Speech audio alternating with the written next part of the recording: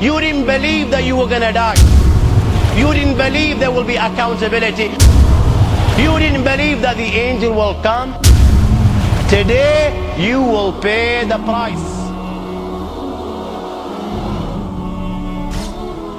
The earth on which you stole, the earth on which you fornicated, the earth on which you lied, the earth on which you went to the nightclub, that earth will begin to say, oh Allah, I saw him, he was here. This dunya is deceiving. Why? Because everything with this dunya will come to an end, and this dunya will also come to an end.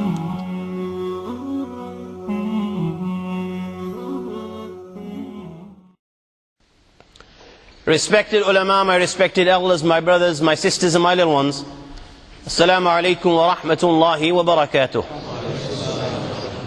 After praising the Almighty Allah subhanahu wa ta'ala and sending salutations on Nabi Kareem sallallahu alayhi wa sallam, I begin as always by first thanking you, my host, for giving me this opportunity to convey the message of Allah and His Rasul sallallahu alayhi wa sallam. And I pray to the Almighty Allah subhanahu wa ta'ala that Allah accepts these efforts of yours in listening to this message in the late hours of the night. As I pray to the Almighty Allah subhanahu wa ta'ala that Allah accepts these efforts of mine in trying to deliver the message of Allah and His Rasul sallallahu alayhi wa sallam.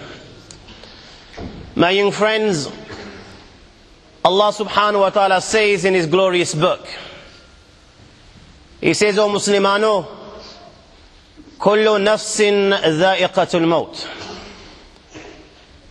Every soul shall taste death. Irrespective of who you are, what you are, where you are, how big you may be, 7 foot, 8 foot, every soul will taste death. ثم قضى أجله. Everyone has a fixed time. 5 years, 10 years, 50 years. You might even make it to 100. Everyone has a fixed time. لكل أمة أجل. إذا جاء أجلهم فلا يستأخرون عنه ساعة ولا يستقدمون. And when that fixed time comes, then my young friend, there will not be delay, not even for a zillionth of a second. Thereafter, إنما توفون أجوركم يوم القيامة. You will receive your reward in full, good or bad. What is success? What, to have a fat car, $1 million in your bank account, going around with women to your right and women to your left? Is this success? Allah saying, فَمَنْ زُحْزِهَ عَنِ النَّارِ وَأُدْخِلَ الْجَنَّةَ فَقَدْ فَازَ. Success, whoever can save himself from the eternal punishment that will not come to an end, but will increase by the second, pain beyond the comprehension of the human mind. Whoever can save himself from that Jahannam, and he's admitted into gardens under which rivers flow, he is the one that has succeeded. وَمَا الْحَيَاةُ الدُّنْيَا إِلَّا مَتَاعُ الْغُرُورِ. My young friend, do not be deceived by that BMW that you may drive. Do not be deceived by that Jaguar or the fat Range Rover that you may have. Do not be deceived by the bungalows that you may live in. Tall, lofty buildings, beautiful houses, the beautiful clothes that you may wear, Do not be deceived by this dunya. Why? وَمَا الْحَيَاةُ الدُّنْيَا إِلَّا مَتَاءُ الْغُرُورِ. This dunya is deceiving. Why? Because everything with this dunya will come to an end, and this dunya will also come to an end. كُلُّ مَنْ عَلَيْهَا فَانٍ وَيَبْقَى وَجْهُ رَبِّكَ ذُو الْجَلَالِ وَالْإِكْرَامِ. There is only one thing to remain, and that is none other than the Lord of the Arsh and Kursi, the creator of the dunya.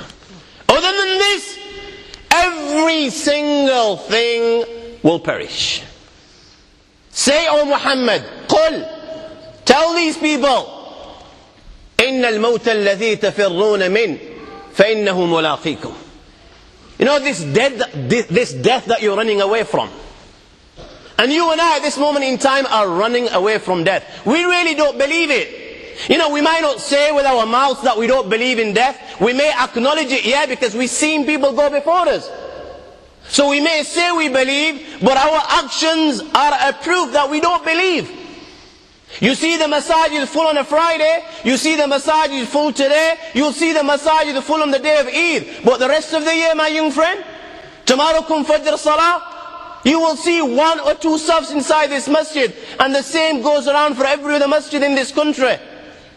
When it's time for salah, we become deaf and blind to the teachings of Allah and His Rasul. When it's time for zakah, we become deaf and blind to the teachings of Allah and His Rasul. When it's time for hajj, we become deaf and blind to the teachings of Allah and His Rasul. Our a'mal are saying that we don't believe in death. We're running away from death. Allah is saying, you tell them, O Muhammad sallallahu alaihi wasallam, you can run wherever you like. You can go in the depths of the Atlantic, in the total darkness. My friend, you can climb the peak of the Everest. My friend, you can hide in the darkness of the Amazon or the Kalahari bush. When your time comes to an end, wherever you are, وَلَوْ كُنْتُمْ فِي بُرُوجٍ مُشَيَّدَةٍ. They say the Pentagon and Fort Knox are places where no one can penetrate and get through. You can go and hide there. When your time comes to an end, all of a sudden the barrier will be removed from your eyes. You're in the dunya, but now you can see the akhirah, and you will see that angel standing before you wherever you are in any corner of the globe. You cannot escape. You could be Bill Gates and you can possess billions and billions of dollars. My friend, you can take the Virgin spaceship and go to space. You can try what you like. When your time comes to an end, believe or not believe, you will see that angel standing before you. He will get you.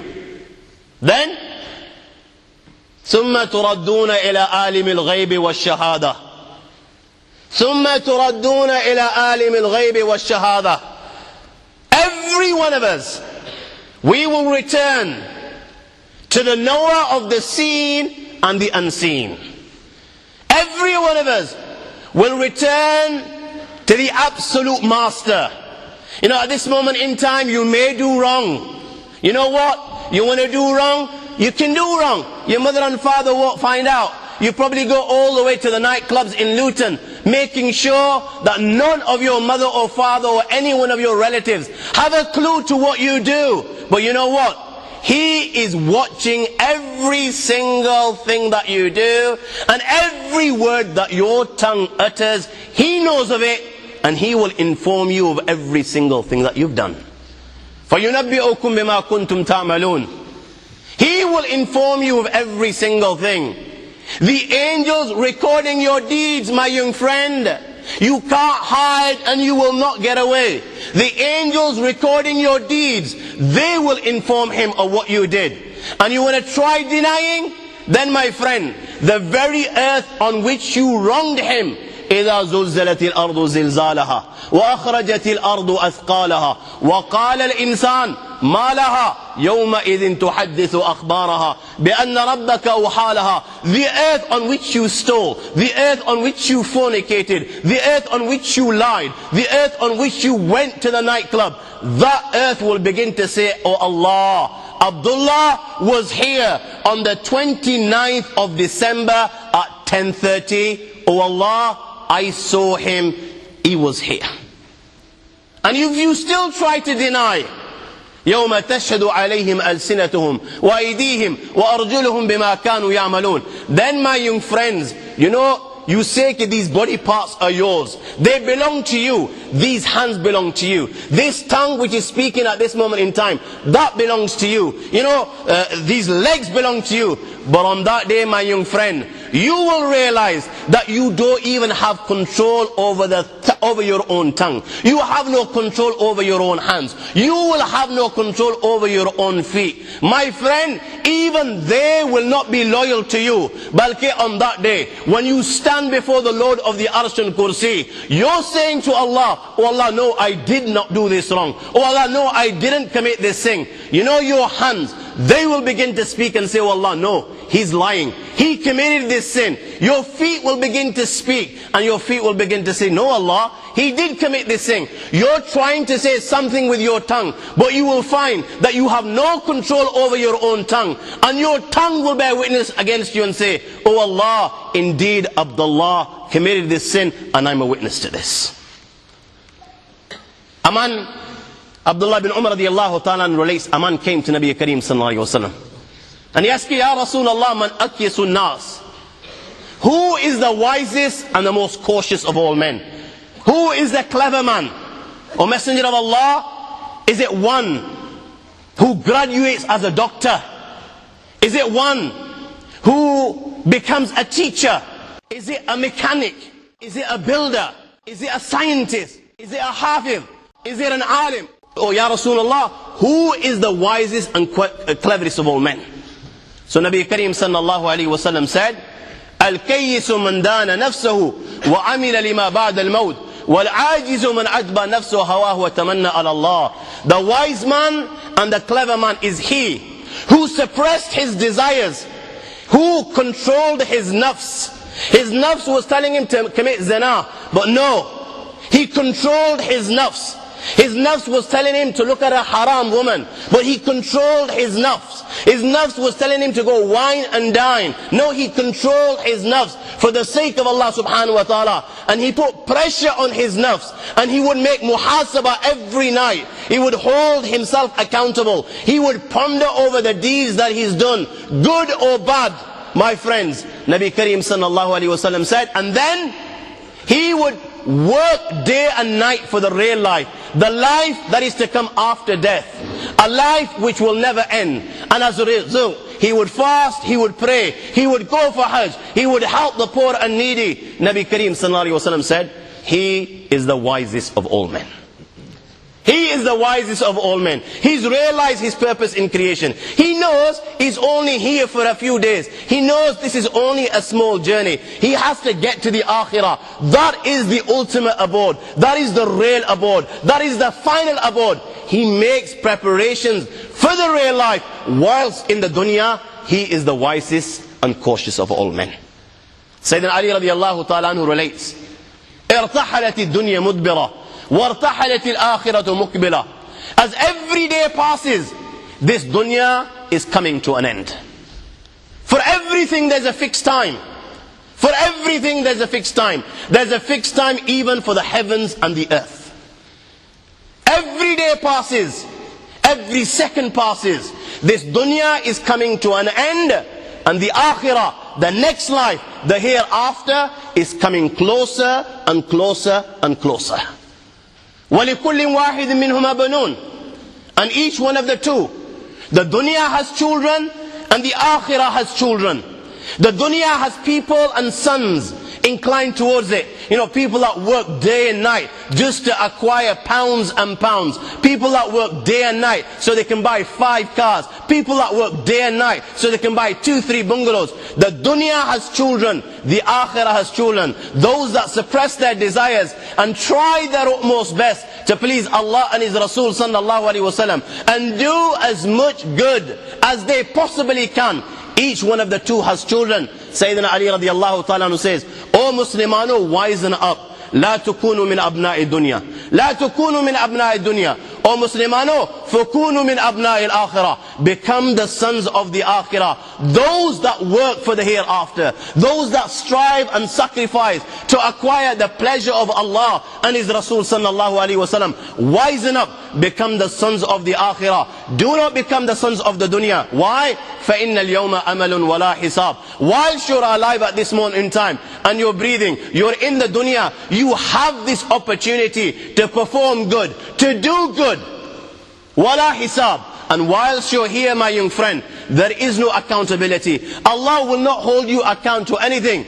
But tomorrow, غَدًا حِسَابٌ وَلَا عَمَلٌ. Tomorrow you say to the Lord of the Arsh and Kursi, Oh Allah, I beg you, لَوْ أَنَّ لِي كَرَّةً فَنَكُونَ مِنَ الْمُؤْمِنِينَ. Oh Allah, I beg you, give me another chance. Send me back to that dunya and I will believe. I will declare the kalima La ilaha illallah Muhammad Rasulullah. Oh Allah, I will put my head in prostration and I will not get out of prostration till you take my soul from my body. Oh Allah, I will donate in your path. I will help the poor needy. Oh Allah, I beg you, just give me one chance and I will prove it to you and I will show you how good and pious servant I am, an obedient servant I am. My young friends, on that day, you can beg as much as you like. You can ask as many times as you like.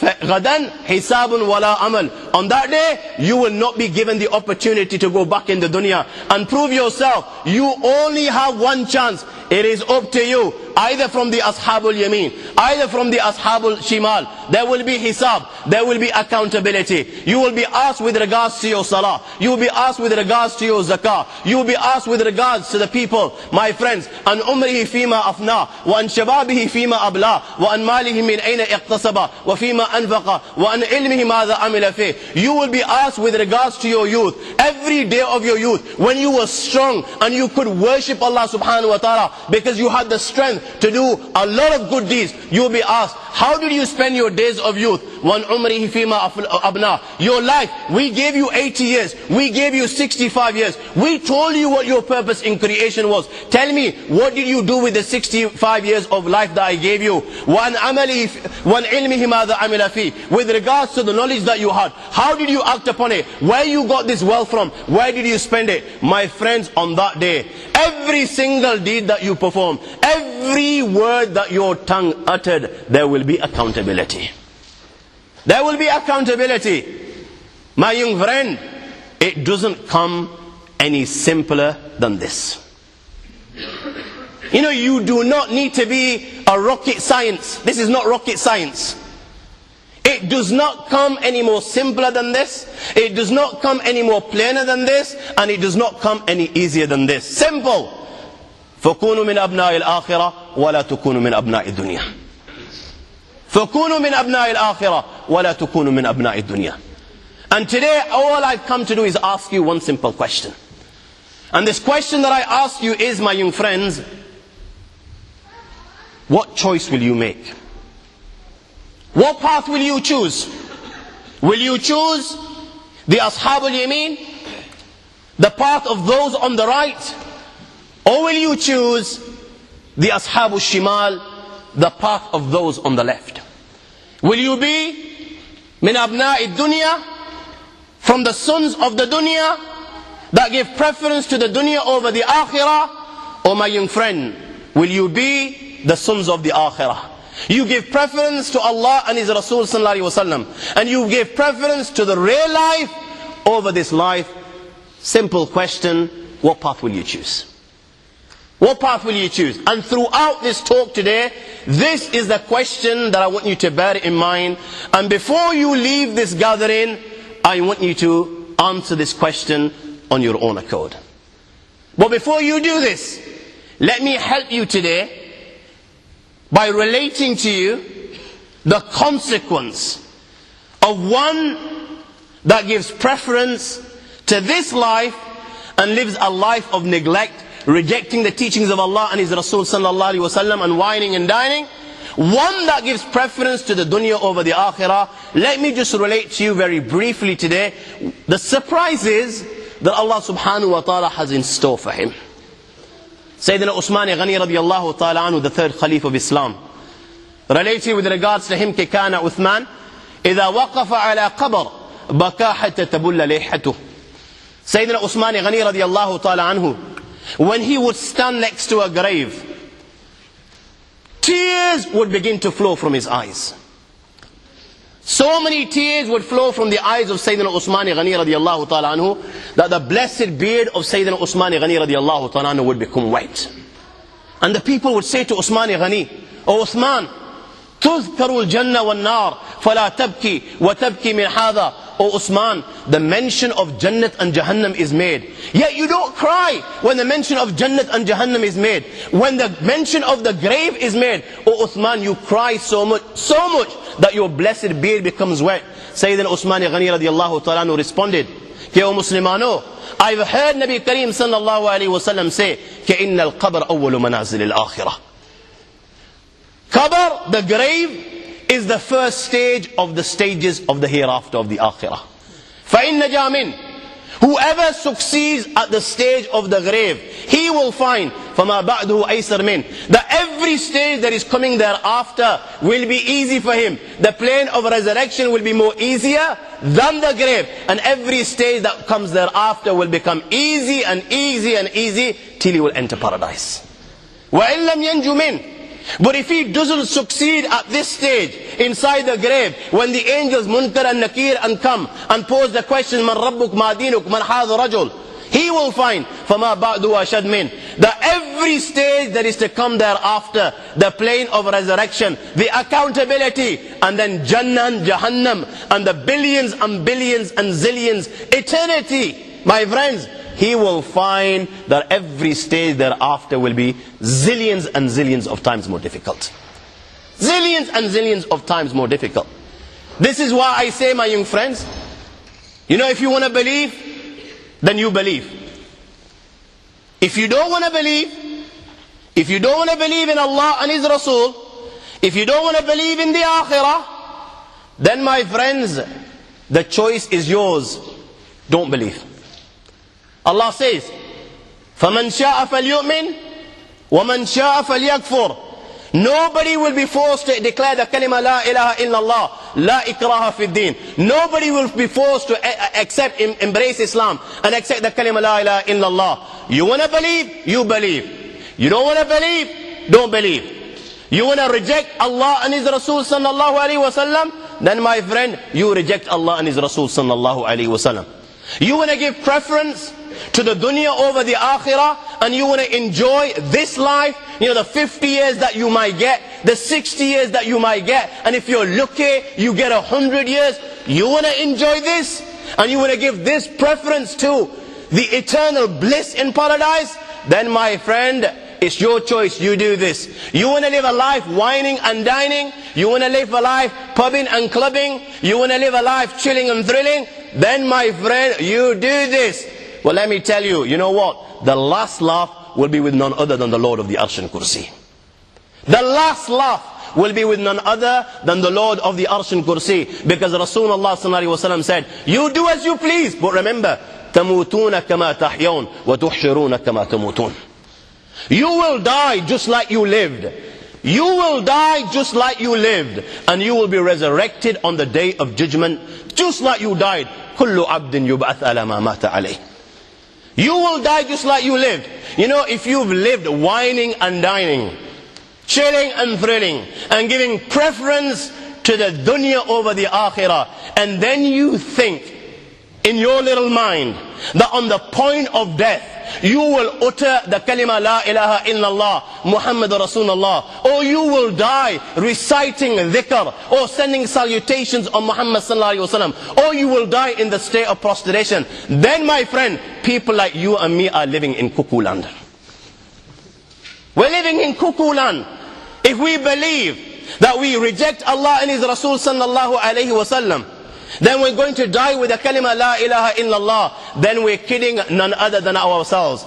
Just as it is hoped that one who pleases Allah and His Rasul and suppresses his desires and gives preference to the akhirah over the dunya, Allah will honor him at the time of death. It's so possible that Allah takes out his soul when he's in the state of prostration, when he's bowing down before the Lord of the Arsh and Kursi in prayer. Oh, Allah takes out his soul when he's woken up during the night and his hands are raised before his master and he's begging for Allah's mercy. Oh my friends, Allah takes his soul while he's sitting in the masjid of Rasulullah sallallahu alaihi wasallam before the Rawdah, offering salams to Rasulullah sallallahu alaihi wasallam, or he's in the Masjid al-Haram in the state of ihram making tawaf around the house of Allah.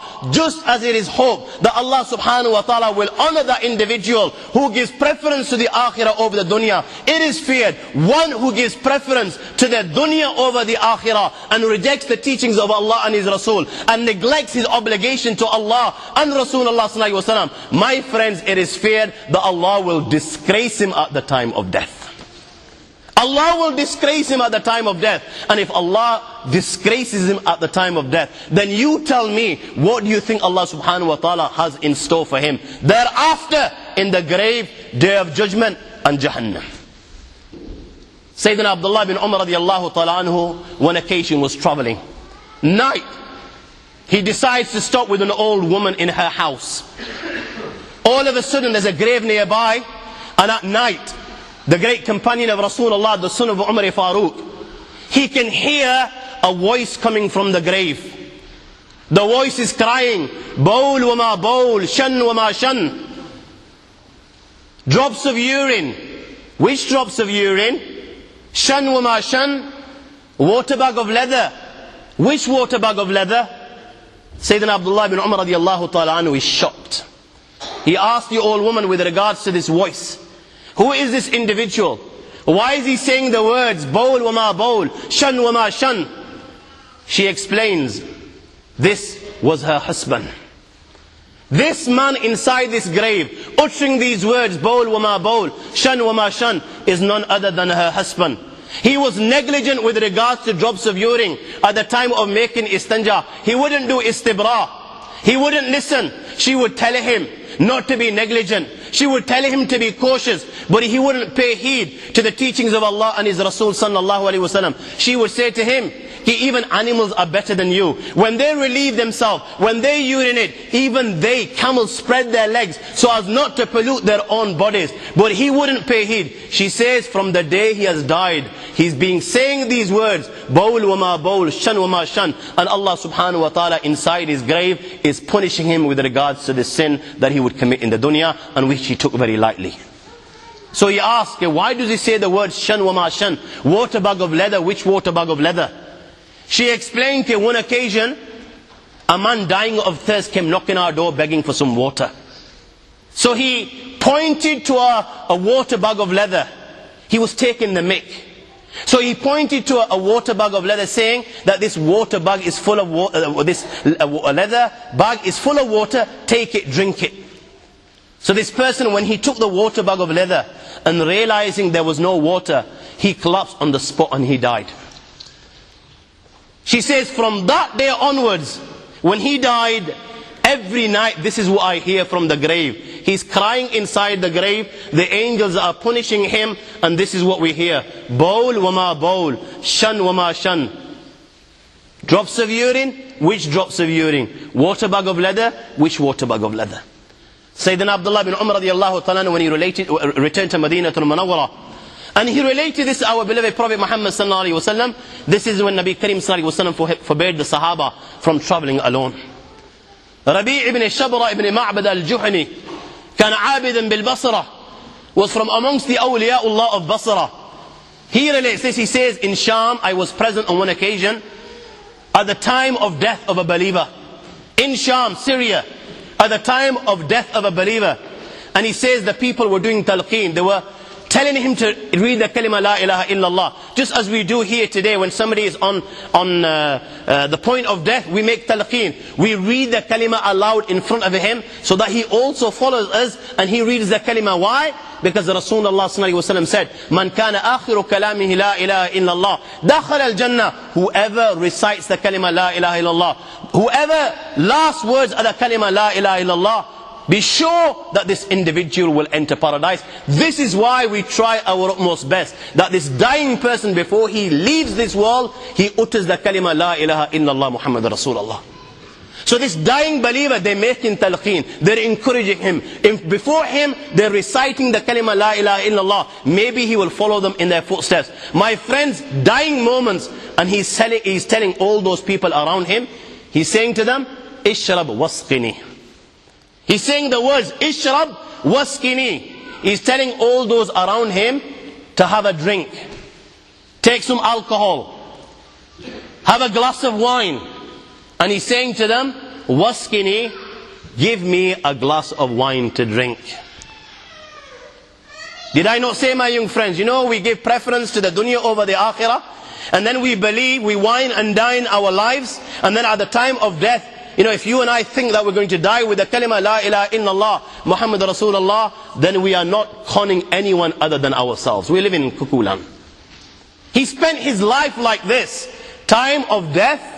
What he was used to, like Rasulullah said, Tamutun kama tahyon. You will die just like you lived, and you will be resurrected on the day of judgment just like you died. And on his deathbed he's asking for intoxicants. Asking for intoxicants. A man in Ahwaz related, time of death. And at the time of death, rather than reading the kalima La ilaha illallah Muhammad Rasulullah, my young friends, he's counting money. 5, 10, 20 pounds, 100 pounds. Now, he was probably an accountant, you know, one that spent all his life, had no time for Allah and His Rasul sallallahu alaihi wasallam. He was so busy in his work, that's all he did day and night. At the time of death, that's what he's uttering, rather than read the kalima La ilaha illallah. How many young guys, my young friends, that I know personally, from amongst the believers, that have died, you know, in which condition? Had a good night out.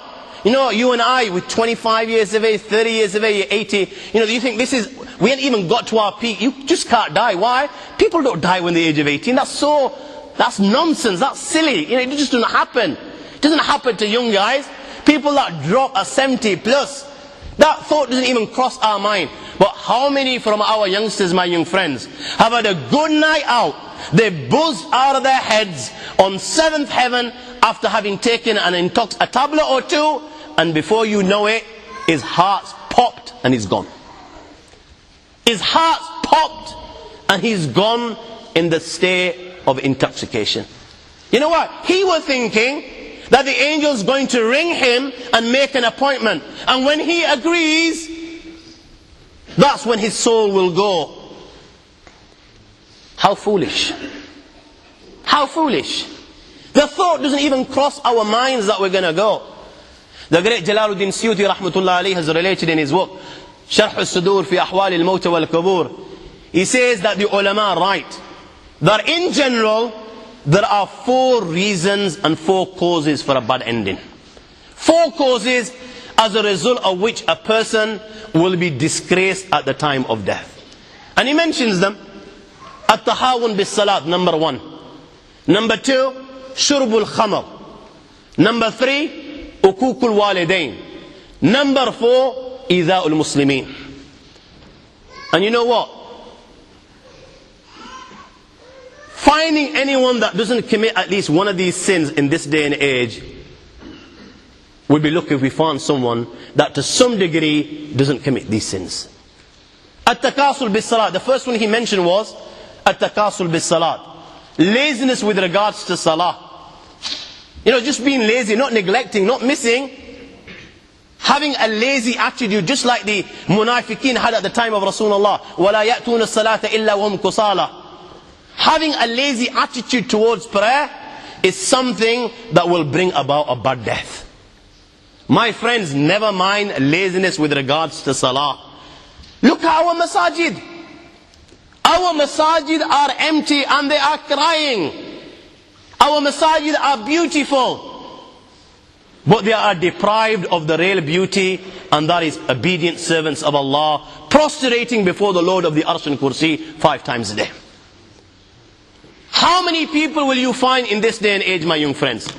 Never mind asking anyone else. Let us just ask ourselves, how many people will we find from from amongst us. From the day Allah made salah an obligation upon us, it became farz upon us. The day we reach puberty to this very day, who from amongst us can say that we've offered every prayer just as Allah ordained and just like Nabi Kareem sallallahu alaihi wasallam would do? Who from amongst us can say that we've never missed a single prayer? No, the reality of the matter is, lads, and I don't like beating around the bush, the reality is, you know it better than me. The reality is, in this day and age, these type of people we can count on our hands. Our masajid are crying. Our masajid are empty.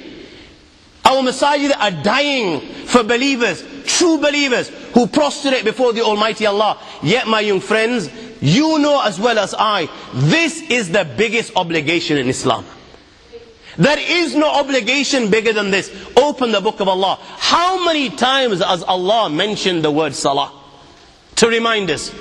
Every second page, every third page, my young friends, you will get a reminder with regards to salah.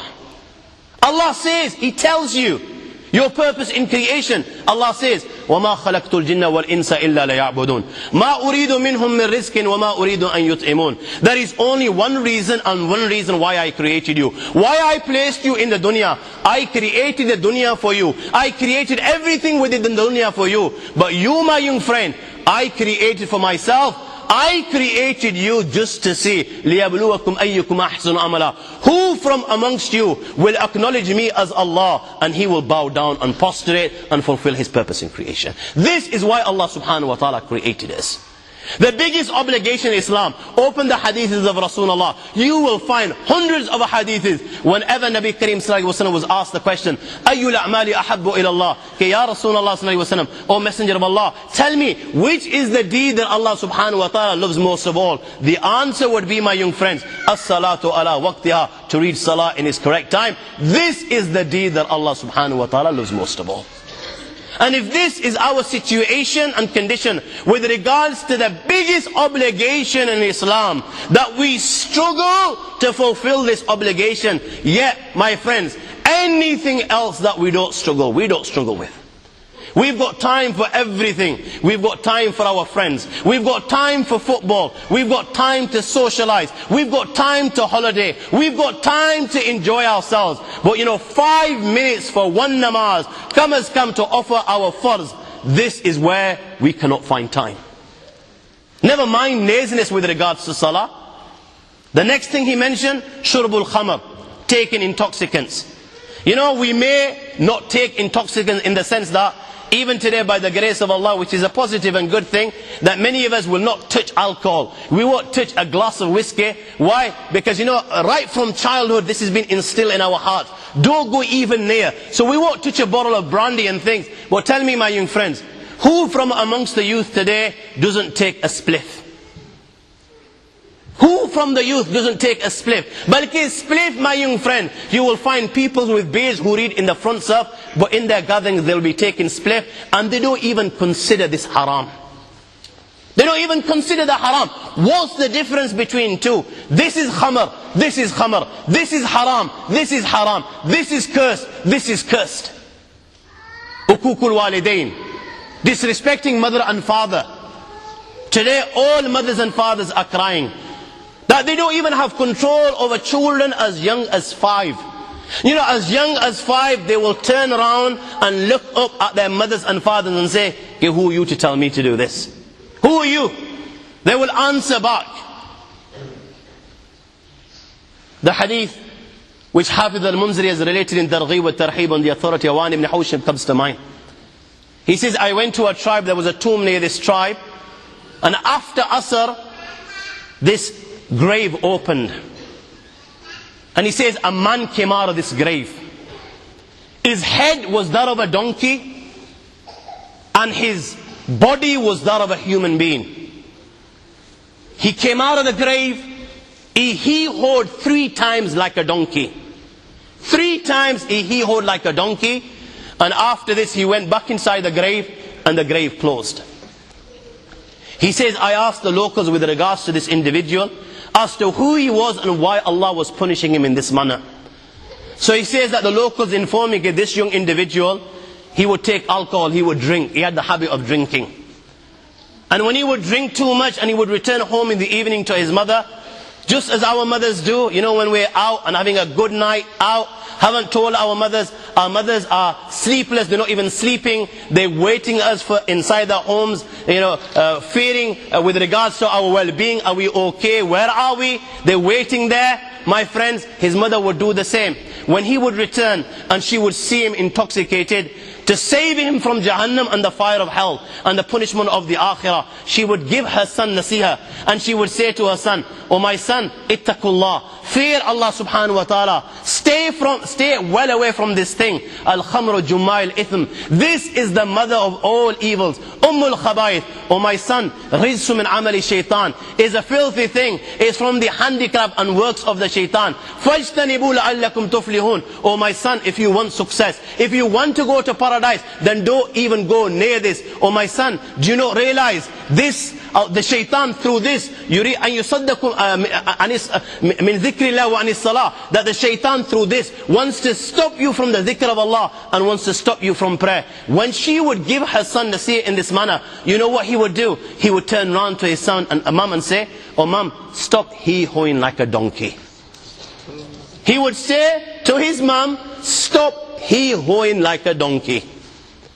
You know what? The exact same thing happens today. The exact same thing happens today. This particular individual used these words. My friends, we use words which are rife in this day and age, which are no different to the words that he used. What do youngsters turn around to their mother and father when their mother and father are saving them from Jahannam and the fire of hell, and they're giving them nasiha? What do their sons turn around to their mother and father and say? "Oh mother, get off my back. You're always breathing down upon me. You don't give me a chance to breathe. You're always coming on top of me. Give me chance to breathe. Give me my own space. Give me my freedom. Stay out of my life." This is what the youngsters utter today. My friends, there is no difference between this and what that individual uttered at that time. Those words were rife at that time. These words are rife at this time. Remember, after Asr that young individual died. And after Asr, Allah subhanahu wa ta'ala punished him in such a manner that his head is turned into a donkey. He is the one that comes out of the grave and he hoes like a donkey. This hadith was related in front of a masters of a hadith. Not one single master rejected or questioned it. The last thing, idha'ul muslimin, troubling the believers in whichever form it may be, whether it's swearing at someone, whether it's bullying someone, whether it's you've taken qarz of someone, you've borrowed some money from someone, you were given a particular date to pay back, but you have the means, but you're not paying back. Irrespective of how you trouble a believer, whether it's through slandering, backbiting, whatever it may be, my young friends, this is a cause for a bad death. We need to refrain from these 4 sins which the ulama, in general as believers, we need to refrain from all sins. But especially these 4, which Jalaluddin Suyuti rahmatullah alayhi has mentioned, are in general a cause of a bad death. Who from amongst us in this day and age, to some extent, whether it's with intention, or whether it's through laziness, or whether it's without intending, my friends, who to some degree doesn't commit this sin?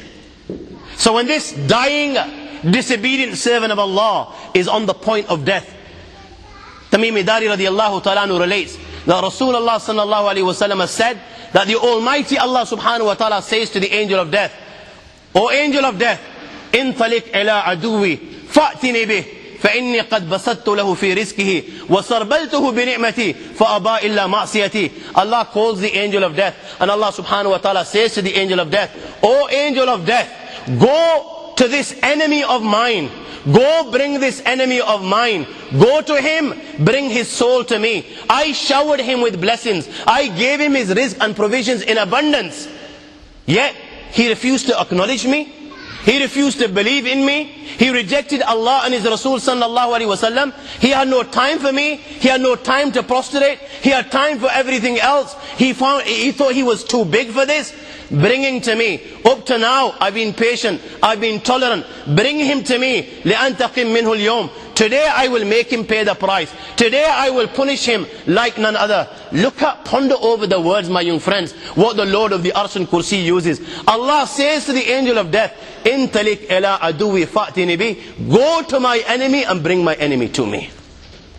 Allah classes this individual as his enemy.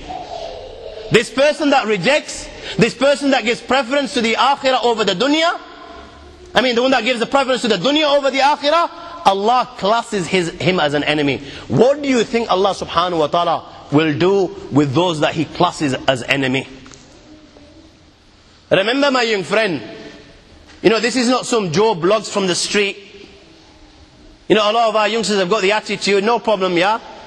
Raise your sleeves, 1 to 1. How long is he going to last before me? This is not some sort of Joe blogs that you may take on. You might get a few of your yars and friends to take on. We're talking about the Lord of the Arsh and Kursi. We're talking about the Lord of the worlds. Alhamdulillah Rabbil Alameen. We're talking about the Lord of the entire universe and beyond. The entire universe and beyond. We live in this dunya. And we are fascinated with this dunya which Allah subhanahu wa ta'ala indeed has created in a beautiful manner. We're fascinated. There are over billions of people which live on this dunya at this moment in time. Over 6 billion people that live on the dunya at this moment in time. This dunya of Allah subhanahu wa ta'ala is so big, my young friends, that there is space in this dunya for billions and billions and billions or more people.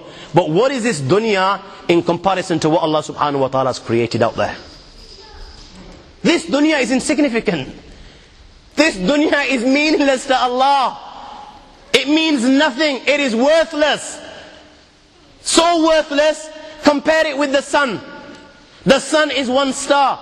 You know more science than me. You'll be able to tell me better.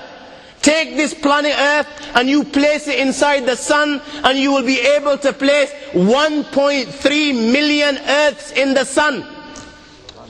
1.3 million Earths in the sun. Allahu Akbar. Allah is the greatest. The sun is one star. One star. There are stars out there which are millions of times bigger than the sun.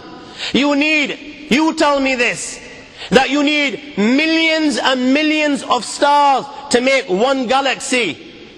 And then you tell me this, that there are zillions of galaxies out there. Let me tell you on top of this, my young friend. After this, whatever you see above, when you raise your head and you look above, whatever you see above, the zillions and zillions and zillions of galaxies, let me tell you, everything there is within the first heaven. Everything there is within the first heaven. And Allah is the creator of 7 heavens. 7 heavens. And the distance between the first heaven and the second heaven is 500 years. The distance that can be covered in 500 years, at what speed? Only Allah knows. Only Allah knows. But it will take 500 years to get from the first heaven to the second heaven. 500 years from the second to the third, third to the fourth, fourth to the fifth, fifth to the sixth, sixth to the seventh. Every time it will take 500 years. After the 7 heavens, وَسِعَ كُرْسِيُّهُ السَّمَاوَاتِ وَالْأَرْضِ. You all read the Ayatul Kursi. You all know the Ayatul Kursi. After this you have the Kursi of Allah. You have the chair of Allah subhanahu wa ta'ala. These 7 heavens that we've just talked about, in comparison to the Kursi of Allah, they're non-existent. They're meaningless. Rasulullah sallallahu alaihi wasallam has given an example in a hadith, just to give us a little bit of understanding with regards to the 7 heavens in comparison to the Kursi of Allah. Take a ring from your finger, take it off, the small ring that you have, and place it, let's say, in a desert, the Sahara Desert. It's the biggest desert in the world. That ring that we take off from our fingers and place it in the Sahara Desert, what comparison is in between the ring and the Sahara Desert? Nothing. Nothing. The 7 heavens is the ring, and the kursi of Allah is the Sahara Desert. After the kursi of Allah, my young friends, you have the arsh of Allah. وَكَانَ أَرْشُهُ عَلَى الْمَاءِ. You have the arsh of Allah. Again, Rasulullah has explained, so just so that we can understand. Take the ring, place it in the desert. This time, the ring is the kursi, and the arsh is the desert. What is the kursi in comparison to the arsh of Allah? Nothing. Then you have angels which carry the arsh of Allah. Their heads are in the 7th heaven and their feet are in the lowest earth. My friends, then you have the Lord of the arsh and kursi. لا تدركه الأبصار وهو يدرك الأبصار وهو اللطيف الخبير. He is beyond. The size of Allah, who Allah is, what Allah is, the greatness of Allah is beyond the comprehension of my little mind. This is the being that you and I are messing with. And if he classes you as an enemy, then my friend, he will make you pay like none other. He will make you pay like none other. And when Allah sends the angel of death, he says to him, bring him to me. I showered him with blessings. I gave him his provisions in abundance. Whatever he asked for, I gave him, and I gave him more. Look at the blessings of Allah upon you, my young friend. وَإِن تَعُدُّوا نِعْمَةَ اللَّهِ لَا تُحْصُوهَا إِنَّ الْإِنسَانَ لَظُلُومٌ كَفَّارٌ. If you and I were to count the blessings of Allah, we were to spend our entire life just counting the blessings of Allah upon us, I swear by Allah, our lives would come to an end, but we will not be able to count the blessings of Allah subhanahu wa ta'ala. This is how much blessings Allah has given us. Look at the provisions that Allah subhanahu wa ta'ala has given us. Look at what is our disposal. You know, whereas at this moment in time I address you and you listen to this reminder. You have people in Afghanistan. You have people in Kashmir. You have people in Chechnya. You have people in Palestine. You have people in different corners of Africa. My friends, they are begging the Almighty Allah, and they don't even know where their next morsel will come from.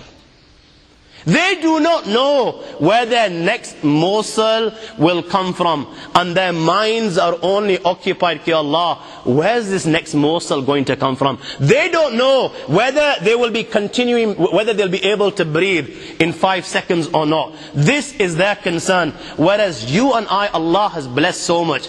Allah has blessed us so much in this country. You know, tomorrow morning when you wake up for your breakfast and you desire to have cereal, my young friend, Allah has blessed us so much that tomorrow morning when you wake up and you desire a cereal, my friend, Allah has blessed you so much that you're in a position, if you want cornflakes for your breakfast, you're in a position to have cornflakes. If you decide, no, not cornflakes, I want Weetabix, you're in a position to have Weetabix. If you don't want Weetabix, you want Cocoa Pops, my young friend, you're in a position to have Cocoa Pops. You're in a position to have Rice Krispies. You're in a position to have hundreds and different cereals. You know what? If you don't want cereal and you decide, look, today I want biscuits. How many different types of biscuits are at your disposal? You know what? If you decide to have juice instead, look at the different juices that are at your disposal. If you decide to have a hot liquid, you decide to have tea, coffee, how many different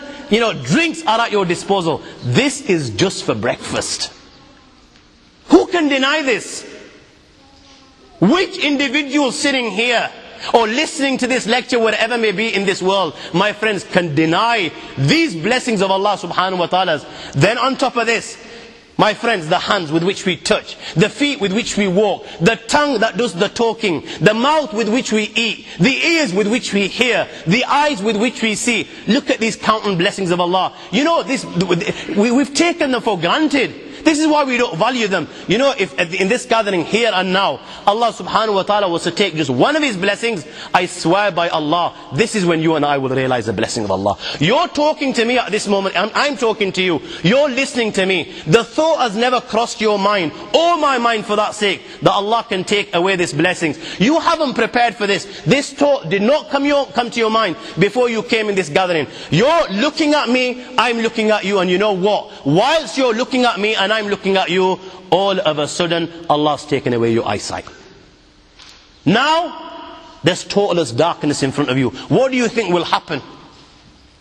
What do you think, my young friend? See if you can ponder this in your mind's eye. You're in this gathering at this moment in time. You're listening to what I'm saying. You're looking at me, and all of a sudden you cannot see me.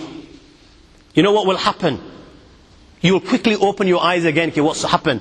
To see if I can see. But again, you know, no, it's darkness. Now what you'll do is, you'll start looking to your right. Is the darkness just at the front? So you look to the right.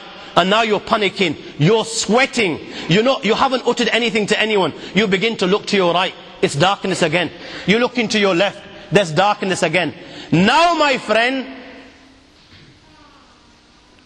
you will feel in a manner like you never felt in your entire life. You will begin to panic. You know, water will literally drip from your body. I swear by Allah, you know, within a zillionth of a second, from a totally independent person, you came in this gathering not even thinking this, not even imagining this. You were the biggest out of the big. Do you understand? From a totally independent person, you will leave as a totally dependent one. Never mind getting outside to your home. I swear by Allah, you will not be able to leave this gathering without the assistance and help of your Muslim brother. And now, you know, if you were a multi-billionaire and you possessed $1 billion, and this thing called eyesight was sold on the market, I'm prepared to swear by Allah that you will spend your billions just so that you can buy one blessing which Allah subhanahu wa ta'ala has given you. In comparison to this eyesight, you know, the billions that are in your account will be meaningless. Look at Allah, how Allah showered us with blessings. This is why Allah will say, I gave him everything. I gave him blessings upon blessings. You never asked for them. Tell me, my young friend, when was the last time you ever raised your hand and you thanked Allah for these eyes? When was the last time you ever raised your hand and you thanked Allah for all these blessings that He gave you? My friends, you didn't ask for them, but you know what? He was the Arhamur Rahimeen, the Akramul Akrameen, the Ajwadul Ajwadeen. Without you asking, without you begging, without you prostrating, He would give, He would give, He would give, and He would watch you turning your back on Him, becoming blind and deaf to His teachings. You had time for everything. You had time to watch the Liverpool game. You had time to go and chill with your friends. You had time to wine and dine. But the only thing and being that you didn't have time for the one that gave you these zillions and zillions of blessings. And He waited. He allowed you to make tawbah, because He accepts tawbah. He embraces those that turn to Him. Till when?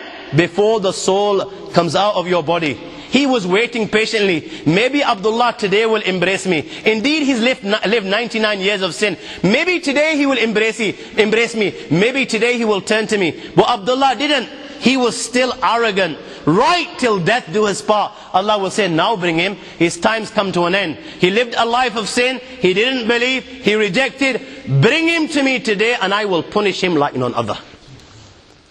The angel of death will now go. You think the angel of death will wait? It's the Lord of the Arsh and Kursi. Kun fayakun. When He says happens, it happens. فينطلق إليه ملك الموت في أكره سورة ما رآه أحد من الناس له 12 عينا ومع سفود من نار كثير الشوك. The angel of death will go. He will have 12 eyes. له 12 عينا ومع سفود من نار. He will carry a forked mace made out of fire. This mace will have plenty of forks and it will be made out of fire.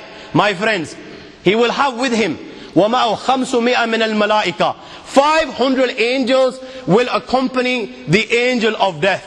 He will assume the most horrifying and frightening form any human has ever seen. 500 angels are with him. What will they bring? Ma'ahum nuhas. They will bring a piece of copper. وَجَمَرٌ مِّن جَمَرِ جَهَنَّمْ. They will bring huge embers of Jahannam. وَمَأُمْ سِيَاتٍ مِّن نَار. Ta'ajjaj. They will bring with them scourges of fire. They will bring with them whips of fire. This is how he will come to receive the soul of the enemy of the Lord of the Arsh and Kursi.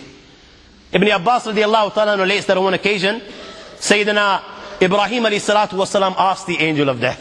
He said, "O angel of death, show me the form that you assume when you come to take the soul of a good believer, the sons of the Akhirah, the followers of Rasulullah, the lovers of Rasulullah sallallahu alaihi wasallam. Tell me, how do you take their soul?" So the angel of death said, "Ibrahim, turn your face away."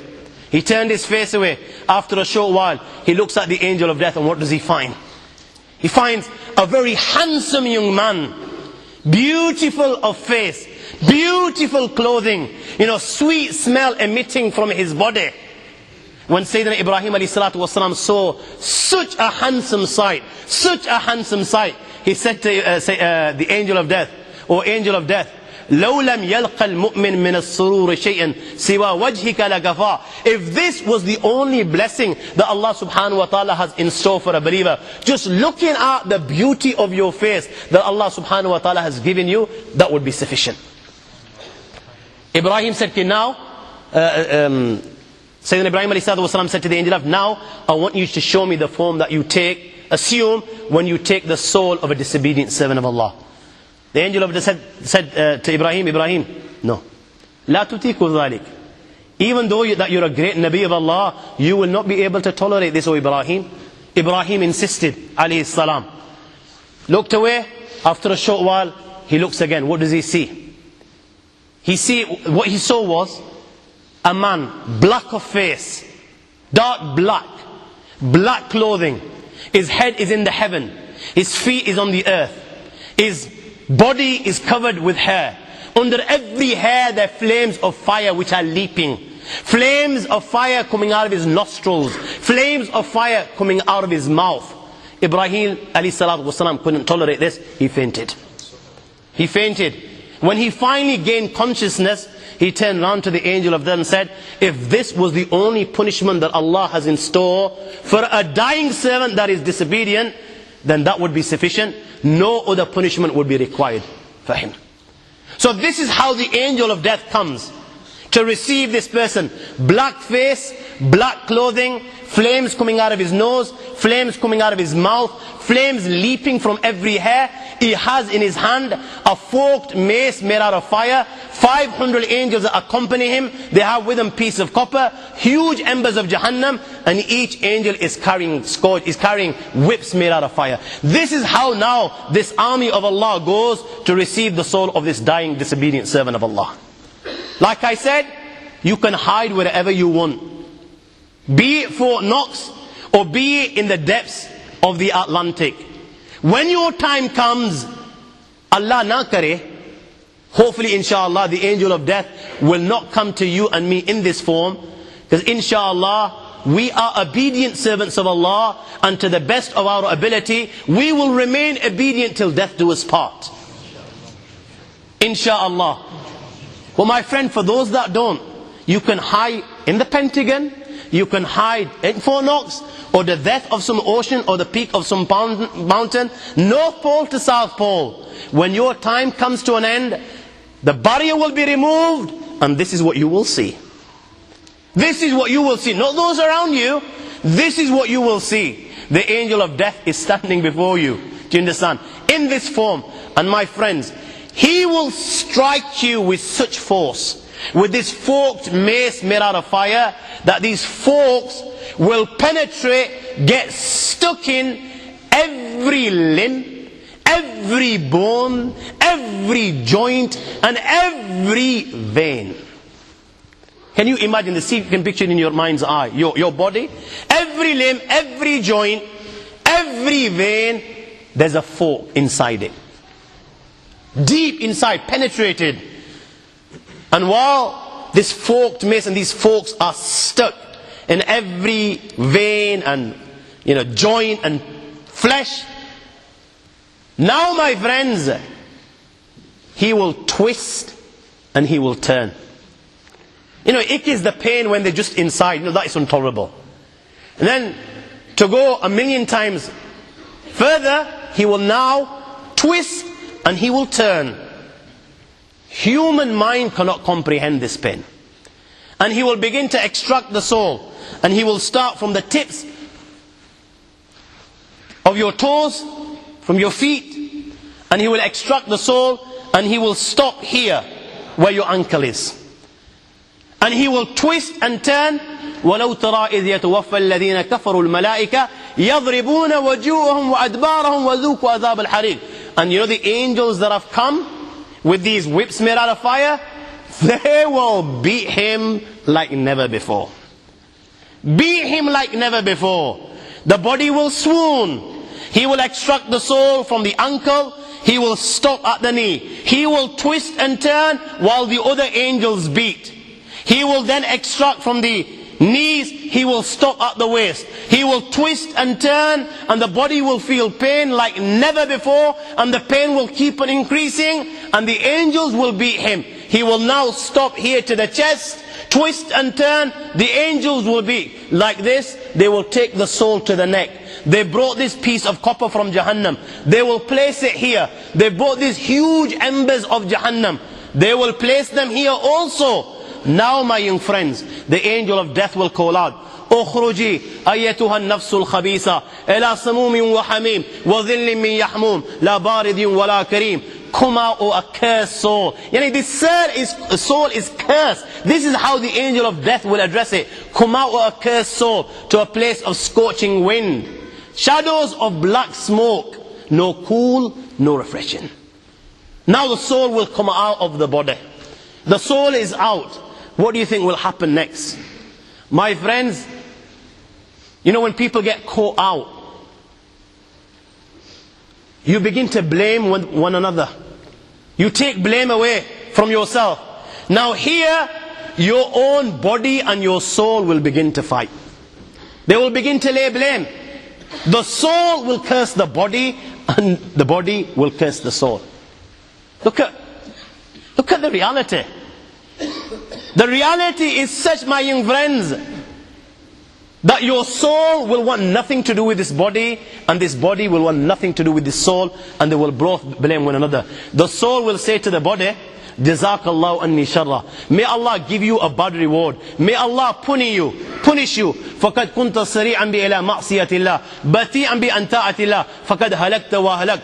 You were quick in disobeying the Almighty Allah. You were slow in obeying Him. Not only have you destroyed yourself, you have also destroyed me. Me, the soul, will be punished, and you, the body, will also be punished. The soul will curse the body, and the body will begin to curse the soul. Here, they're fighting with one another. My friends, now, the earth on which you wronged Allah, and you committed sin, this earth will want nothing to do with you, and this earth will begin to curse you. This earth will curse you, and this earth will thank the Lord of the Arsh and Kursi. Hey Allah, tera lakh shukriya. Oh Allah, millions and millions of thanks for you, that today you have rid me of the evil of this servant, of this man called Abdullah. Millions of thanks that you have rid me of the evil. He used to disobey you. He used to commit sin. There are lakh shukriya that you've taken him away. While this is happening, the army of Iblis will come to Iblis. They're rejoicing, they're partying, and they will say to Iblis, "Oh Iblis, today we have sent one of the sons of Adam to Jahannam. You used to party in the dunya, and at your death, the shaitan and his army is partying. One more, this brings the tally to 1,500,000. My young friend, now your soul has been taken out of the body. The hadith of Bara ibn Azib says, فَإِذَا أَخَذَهَا لَمْ يَدْءُ فِي يَدِهِ طَرْفَةَ عَيْنٍ حَتَّى يَجْعَلُوهَا فِي تِلْكَ الْمَسُوءِ. The angels that have come with the angel of death, they will not leave the soul inside his hand, not even for a millionth of a second. You know the time it takes to open and close the eye. Doesn't take long. They will not even leave the soul in his hand for that long. They'll quickly take the soul from him, and the cloth that they brought from Jahannam, they will place the soul inside that cloth. Now, وَيَخْرُجْ مِنْهَا كَأَنْتَنْ رِيحَ جِيفَةٍ وُجِدَتْ عَلَى وَجْهِ الْأَرْضِ. You know, this soul will begin to smell. Stink. Literally, it will stink. And you know the smell? You know when, have you seen a corpse when it's rotting? Something that's died and the body begins to rot. You know, in our house, when sometimes a mouse has died between the floorboards. You know, it's intolerable. You can't live with that smell. You know the worst rotten corpse on the dunya. Just imagine the smell of that. The smell of this soul will be millions of times more worse than this. Now, the journey of the heavens will begin. The angels have taken the soul, they placed it in this piece of cloth, and now the angels are going towards the heaven. Every time this group of angels passes by a group of angels, the group of angels will ask, Ma hadha ruh al-khabith. Listen to the words, how they address. Ma hadha ruh al-khabith. Whose is this impure soul that you're taking to the heavens? And the angels will say, Fulan ibn Fulan, bi'aqba asma' allati kana yusamma biha fi dunya. They will say, this is the soul of so-and-so person, the son of so-and-so person. And they will call him with the bad names with which he was known with in the dunya. You know, when a child is good, people praise the son and they will always praise the father.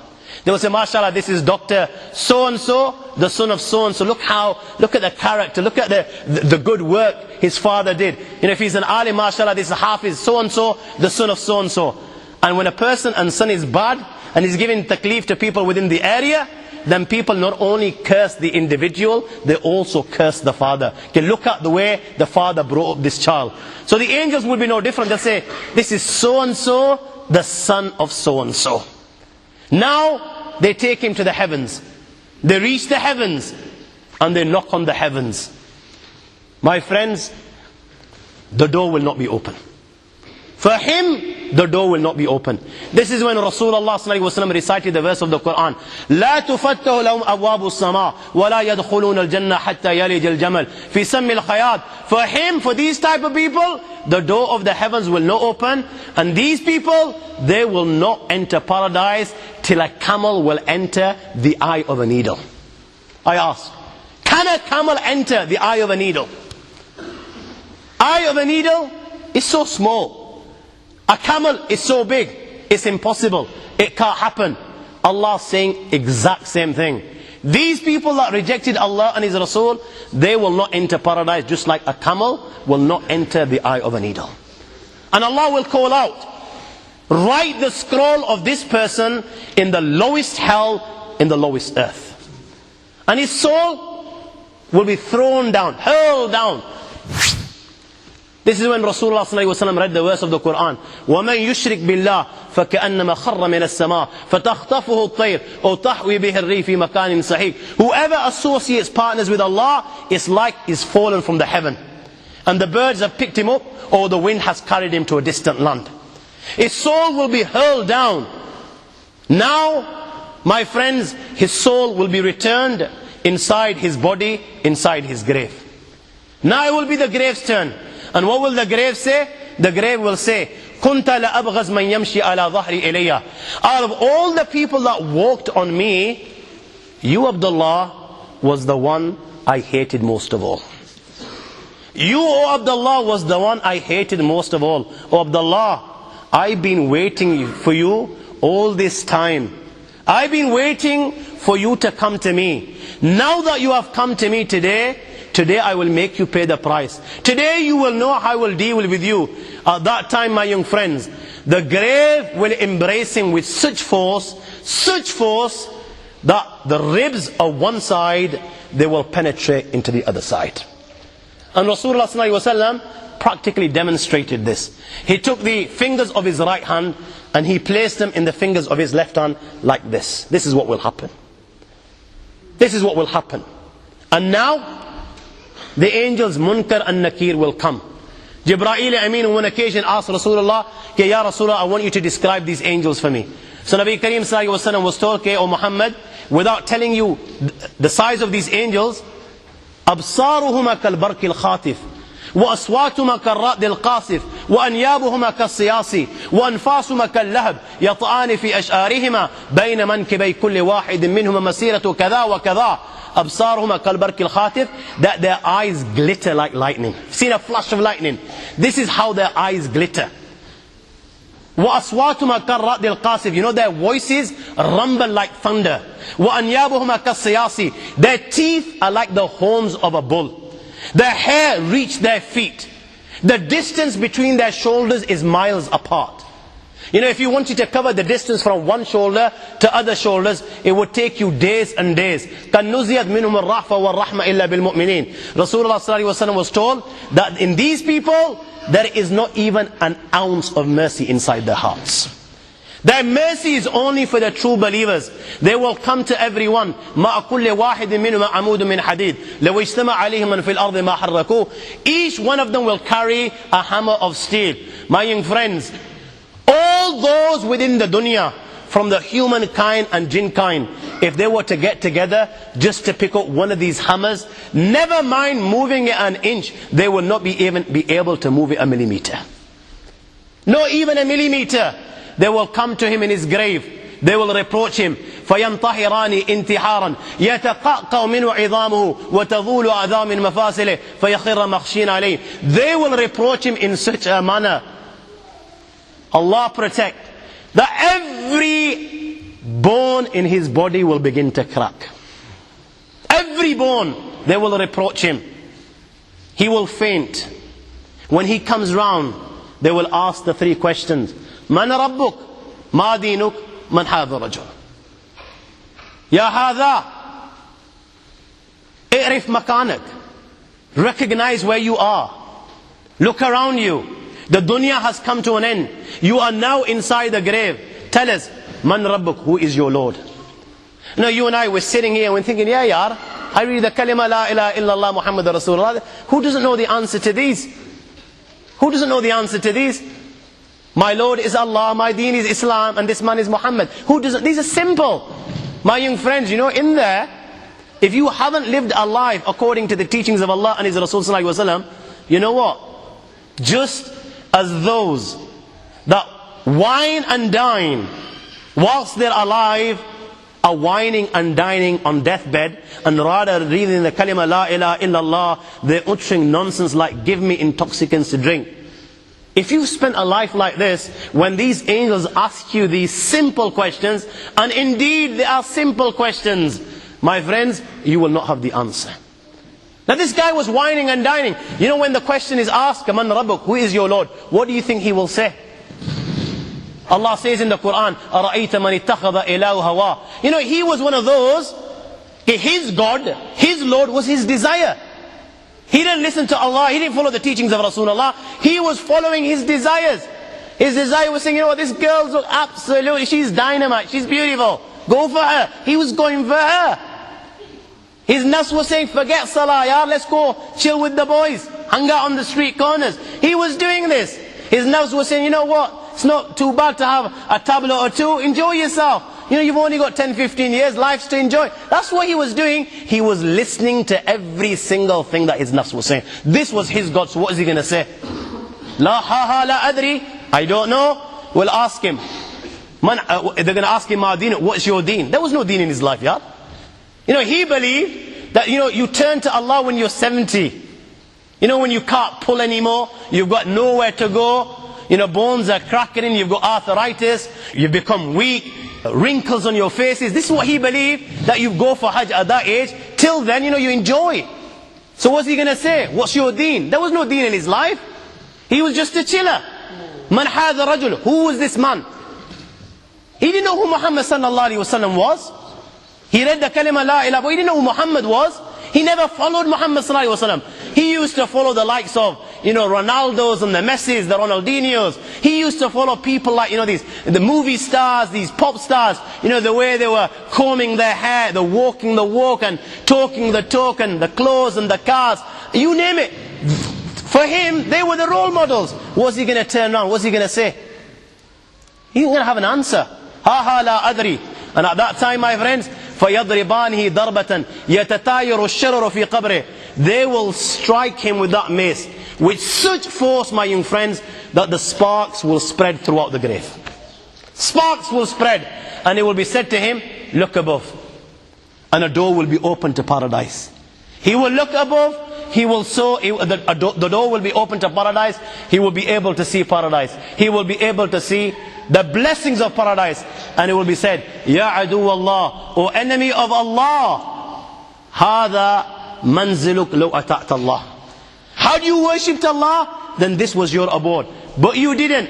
Rasulullah sallallahu alaihi wasallam at that time swore by his life. Walladhi nafsi biyadih. He swore by his life. You know, at that time, he will feel such regret, the likes of which he's never felt before. You know, that's when reality will come before his eyes.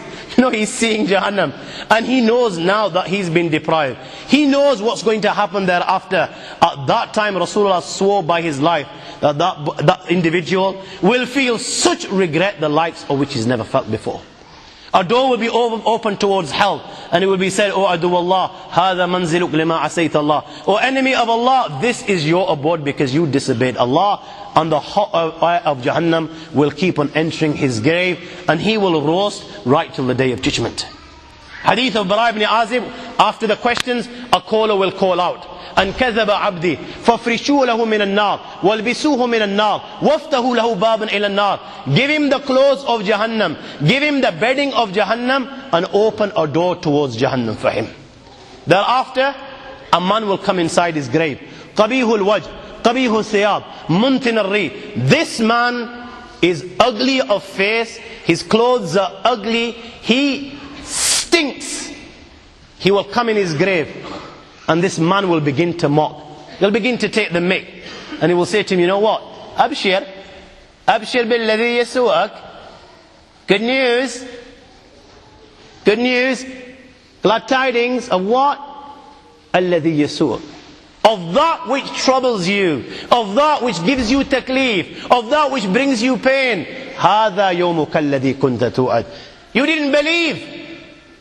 You were just too big to believe. هذا يومك الذي كنت توعد. My young friend, this is the day that you were promised. Allah mentioned it in the Quran, what your outcome will be if you reject. Rasulullah mentioned it in hundreds of hadiths, what your outcome will be if you reject. The A'imma on every Jummah would remind you of the consequences. In gatherings like this, you were reminded of these consequences. But you refused to believe. You didn't believe that you were going to die. You didn't believe there will be accountability. You didn't believe that the angel will come. Today, you will pay the price. And he will ask, and who are you? فَوَجْهُكَ الْوَجْءَ الَّذِي يَجِيءُ بِالشَّرِّ. Your face brings bad news. Who are you? He will turn and say to him, أَنَا أَمُلُكَ الْخَبِيثِ. You know the bad deeds that you performed in the dunya? I am those deeds. Allah has given me a body so that you can see what you did in the dunya.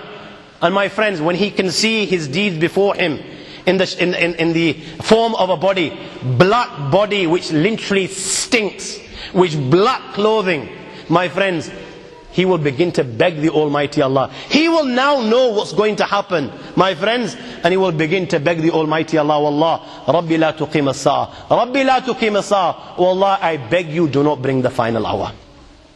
Do not bring the final hour, because he knows that whatever happens thereafter will be 1,000,000 times more severe, and it will keep on increasing and increasing and increasing, and there is no end. Hadith of Bara ibn Azib says, فَيُقَيِّدْ لَهُ أَسَبْ أَبْكَمْ. Thereafter, a blind and deaf tormentor will be appointed to torment him. Blind and deaf. Why blind and why deaf? So you know, when he's crying inside his grave, and he's begging, and he's shouting, and he's screaming, and tears of blood are flowing from his eyes, and he's begging for compassion and mercy to be shown, these tormentors will be blind and deaf, so they cannot see him crying, and they cannot hear him begging. And they will have a hammer. When they strike it on a mountain, it will turn to dust. And when they strike him, all the khalaiq, the creations of Allah, will be able to hear this, other than the thaqalain, that is the humankind and jinn kind. Sayyidina Abu Sa'id al-Khudri radiallahu ta'ala relates The Nabi Kareem sallallahu alaihi wasallam said, يُصَلَّةُ عَلَى الْكَافِرِ فِي كَبْرِ 99 تَنِينَ تُنْحِشُ وَتُلْدِغُ حَتَّى تَكُمُ السَّاعَةُ. 99 serpents will be sent upon him, and they will keep on biting him till the day of judgment. Such is the venom of one of them, my young friends, that if it was to sting the earth, nothing would grow on the earth right till the day of judgment.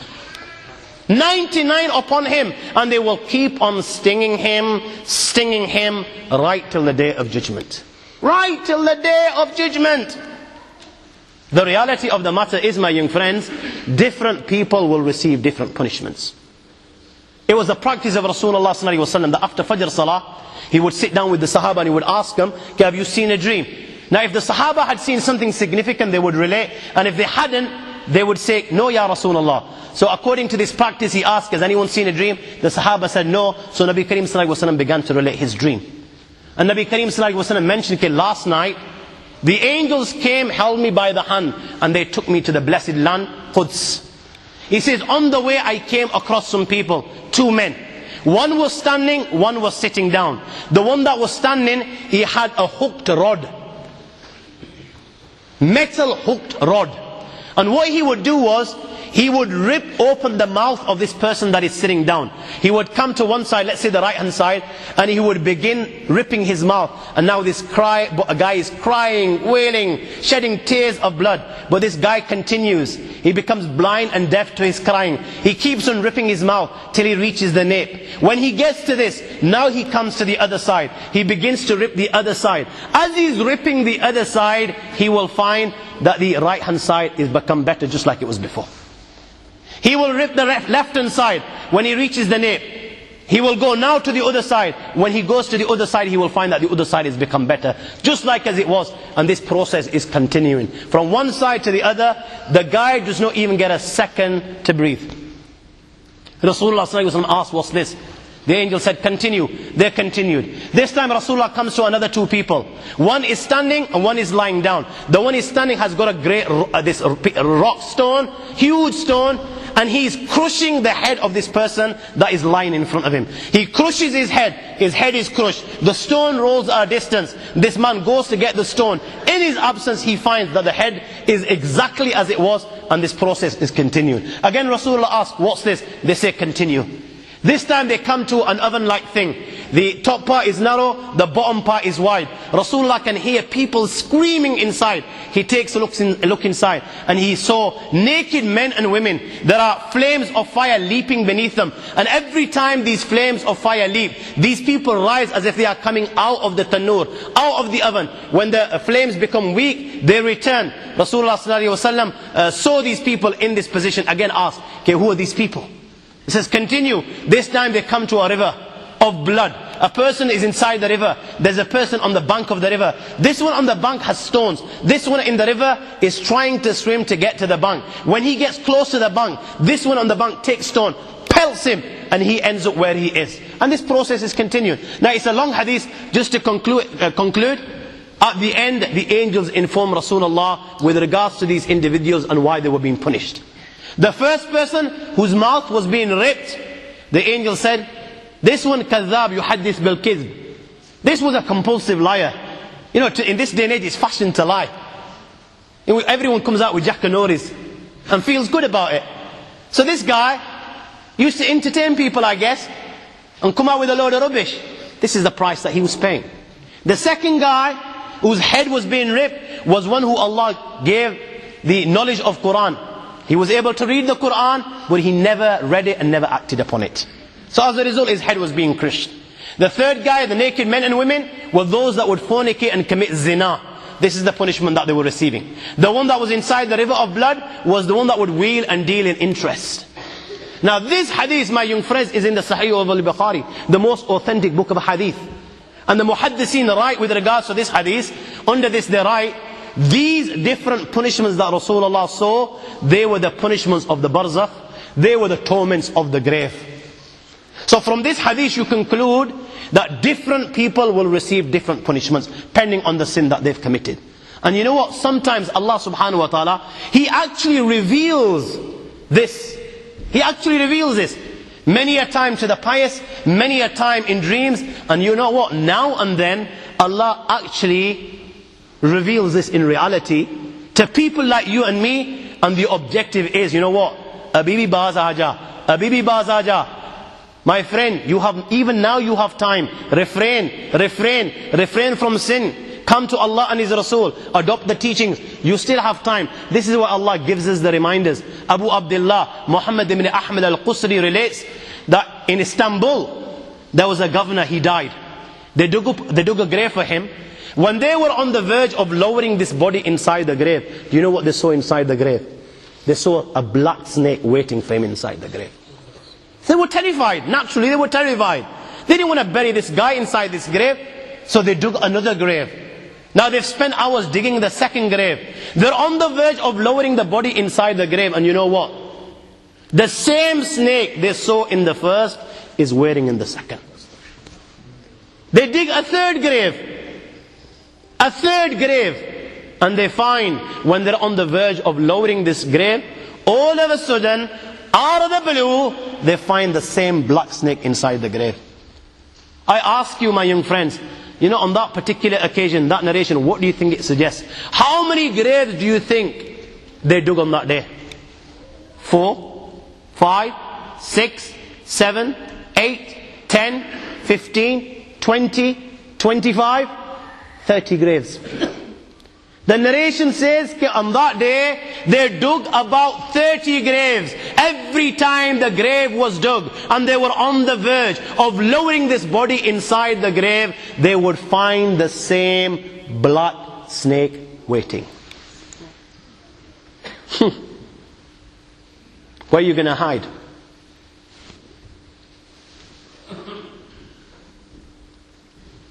It doesn't come any clearer than this. Where are you going to hide? Where? Allah. You know, even when you've gone 6 foot under, you can't get away. You've left the dunya and you've gone 6 foot under and you think you've got away with it. This is where it will begin. You know, fed up after digging so many graves, they consulted the ulama. What should we do with this person? May Allah protect us. They said, you know what? Just bury him inside the grave. Leave the rest to Allah subhanahu wa ta'ala. And they buried him. In the Tariq of Maqrezi in the year 600, a man buried his wife. And by mistake, his handkerchief, which had money inside it, fell inside the grave. Now he's gone home, realizing that the handkerchief is inside the grave. He takes one of the local scholars to dig up the grave. Now the scholar standing at the corner of the grave, and this guy is dug up the grave. What did he see on that day? He saw his wife is sitting inside the grave and her hair are tied to her feet. So what he does is interfere in the akhirah. And he tries to untie the hair. Trying, he's unable to do so. How is he going to be able to make a difference to the akhirah? But he doesn't refrain. He continues to do so. And what does the scholar witness? Down he goes, and down his wife goes, and there is not a sign of them. And he remains unconscious for 1 day and 1 night. When he gains consciousness and relates it to the Khalif, the Amir, he in turn wrote to the great scholar of Islam who alive was at the time, the great master of Hadith, Muhaddis, Taqiyuddin ibn Daqiq al-Eid, this is what's been witnessed in our land. So the great master of Hadith wrote back that this is a reminder. Simple. This is a reminder for people like you and me. That abhi time hai. You know, even now you've got time. Even now you can set the record. You know, just turn to Allah. Allah will embrace. It doesn't have to be like this. This is why Allah subhanahu wa ta'ala now and then reveals this. Huwayrith ibn Rabab was at the time of Umar. He was passing through a place called Athaba. And all of a sudden out of a grave he saw a man come out. His head was on fire and his face was on fire. And he was tied in chains. And he was begging for water. Iskini, iskini. He says all of a sudden another guy came out from the grave following him, saying, don't give the kafir anything, don't give the kafir anything. He grabbed him by his chains and dragged him back inside the grave again. Now obviously Huwairith ibn Rabah was terrified, and so was the Sheikh Ahmed. He said, I lost total control till I got to a place called Irku Zabia. That's where I read my Maghrib and Isha, and I head straight away to Medina al-Munawwara, to the great Umar Farooq radiallahu ta'ala anhu, and I related to him this incident which I witnessed. It says Umar Farooq looked into this, and it turned out that this man died in the days of ignorance. He belonged to the tribe of Banu Ghifar, and the sin that he would commit was he did not fulfill the rights of his guests. Abdullah bin Umar also witnessed a similar incident at the time of Rasulullah sallallahu alaihi wasallam, and when he related to the Messenger of Allah, Rasulullah sallallahu alaihi wasallam said that was the enemy of Allah, Abu Jahl, and Allah is punishing him in this manner right till the day of judgment. Now my young friends, just before I conclude, very quickly let us just look at very briefly some of the causes of the punishment inside the grave. It doesn't have to be like this, like I said. Now, as we've seen from the hadith, there are many different reasons as to why a person will be punished. But in general, Rasulullah sallallahu alayhi wa sallam said, hadith of Bayhaqi, on the authority of Sayyidina Abu Hurairah radiallahu ta'ala, Nabi Kareem sallallahu alayhi wa sallam said, Inna adhab al-qabr min thalatha, that in general, the punishment of the grave is as a result of three things. Three sins. First, min al-ghiba. Second, wal-bawl. Second was wal-namima. And the third was wal-bawl, فَإِيَّاكُمْ وَذَلِكَ. Backbiting, ghiba. Secondly, slandering, carrying tales. And thirdly, negligence with regards to drops of urine. In the hadith which Imam Bukhari and Muslim have narrated in the Sahih on the authority of Ibn Abbas, Nabi Kareem sallallahu alaihi wasallam was passing by once two graves, and the people in the grave were receiving punishment. So Nabi Kareem sallallahu alaihi wasallam said to the Sahaba that these people are being punished, but don't think they're being punished as a result of something major. No. And then Nabi Kareem sallallahu alaihi wasallam informed them that one of them, he would carry tales, and the second one was negligent with regards to drops of urine. And then Rasulullah asked for a fresh palm. He split it into two, and then he planted one on each grave. So the Sahaba asked, Ya Rasulullah, why did you do this? Nabi Kareem sallallahu alaihi wasallam explained that it's so possible that the punishment will be lightened as long as these fresh palms don't become dry. My young friends, who from amongst us to some degree doesn't commit these sins? Especially the first two, ghiba, backbiting, and carrying tales. Especially ghiba, my friends. You know, this sin, rare will you find in any person that to some degree doesn't commit the sin. Even the learned, backbiting people. Now that we know the consequence of this, we need to refrain. And with regards to, the drops of urine, we need to perform istibra. Now what istibra is, Maulana, I'm going to leave it in your good hands inshallah to address this. But basically, just to sum it up in a nutshell, that we need to make sure that once we've done istanja, that after having done istanja, we need to be sure that no drops of urine come out and pollute our clothes or our bodies. Now those that don't perform istibra, without you even knowing, my young friends, you'll be committing this sin. There is nowhere on God's earth, in general, if you're not doing istibra, that you're not committing this sin. And you won't even know it. Sometimes one little drop will come out and you won't even realize. You won't even realize. That's all of us included, me included. You won't realize. So this is why it's important that once we do istinja, we do istibra. And hopefully, inshallah, Maulana will shed light on this in a Jummah or some fiqh class. Things that you can do, that which will help and save you from the punishment of the grave. And this is something that every one of us can do. And if at least one person acts upon this, then you know what? It's been a good day for me. And even if you don't, it's still a good day. Why? Hopefully Allah will accept, and I'm going to bank the difference in the akhirah. This is what you call banking the difference, guys. You want to be a billionaire? Then these are the types of accounts that you need to open. Not ones in Swiss accounts, yard. And you just kid yourself that you're a big billionaire. Oh my God, how foolish! How foolish can you get? You open these accounts in the Swiss accounts and you have these billions. Only for them to freeze. You know, if this human cannot, if it doesn't click after this, then when is it going to click? Open these type of accounts and I swear by Allah, Allah will never freeze any one of them. Your account will never be frozen. But you know, you'll be shocked that you, in your mind, you only put £1 million in there. You know, on the day of judgment, I only know the last word is zillion. I don't know anything beyond that. Yeah? But you know what? Zillion times a zillion times a zillion, to the last number, whatever it may be, if there's one, yeah, this is what you will find. This is the return that Allah subhanahu wa ta'ala gives. It doesn't give you 1% or 2%. And this is the type of account that you want to open with Allah. Do whatever good you can. Invest here, invest there. You will not be disappointed.